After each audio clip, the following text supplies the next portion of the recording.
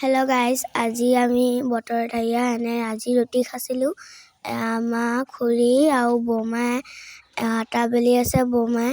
এয়া ৰুটিখিনি আমা বহি আছে আমা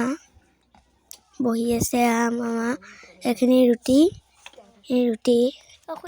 এতিয়া ৰুটিখিনি পোৱা সেইখিনি ৰুটি পুৰি আছে আমি এতিয়া এইখিনি ৰুটি এইখিনি চাওক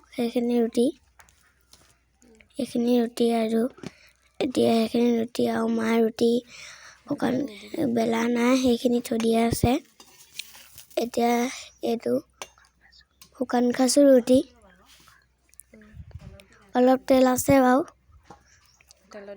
অলপ শুকান বেছি নহয় এয়া বমা হাতৰ তেল খালে গেছ হয়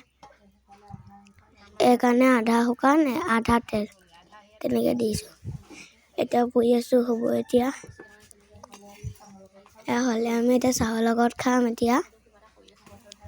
বতৰ ডাইয়া এতিয়া সেইকাৰণে আমি খাইছোঁ এতিয়া